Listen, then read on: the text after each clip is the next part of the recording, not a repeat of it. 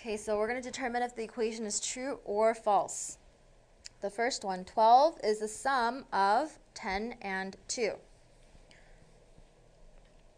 Okay, I'm going to write it as an equation first. So 12 equals, we know is equals, the sum, we're going to add, we're going to be adding what and what?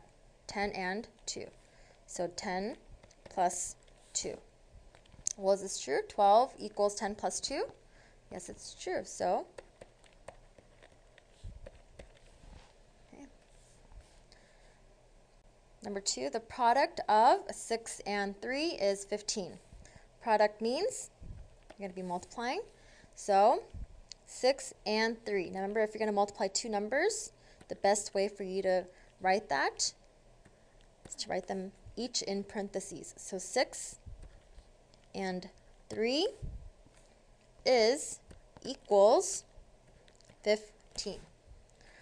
6 times 3 we know is not 15, so this one is false.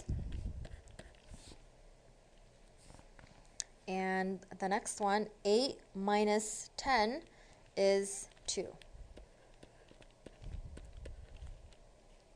Equals 2. Now this may look right, this may look true, but it's actually not, because here this is 8 minus 10. If I had 10 minus 8, this equals 2, right? But that's not the equation. It's 8 minus 10. So remember, this number is smaller than this number, right?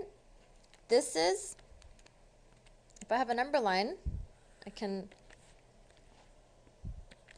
this is 0, say this is 8, okay? If I'm going to start at 8 and then go backwards 10, because that's what minus says, then I'm going to be all the way to here is, that's 8, right? I moved 8 spaces, but then I have to move 2 more. So, where am I going to land? If I move 10 spaces, then I'm going to land at negative 2. Okay, so then this is not true. This is false, because 8 minus 10 is negative 2. Again, you're starting at positive 8, and then you're going to move backwards 10 spaces on the number line, so you're going to land at negative 2. Okay? So this is false. Okay? You can also think of this as positive 8 and negative 10. Remember, minus and negative is the same thing. So, if you want, you can circle this sign with that number. This is positive 8 and negative 10. We know that this is the bigger number, so we have to give this the sign of that number. Okay, if you remember from going over integers. Okay, so positive 8 minus 10. Another way you can think of this for integers, if you have 8 apples, okay, it's a positive 8, so you have something. You have 8 apples, but let's say you need 10 apples. Say you're going to bake an apple pie or something, and you need 10 apples. Okay, negative means that you need it or you borrowed it.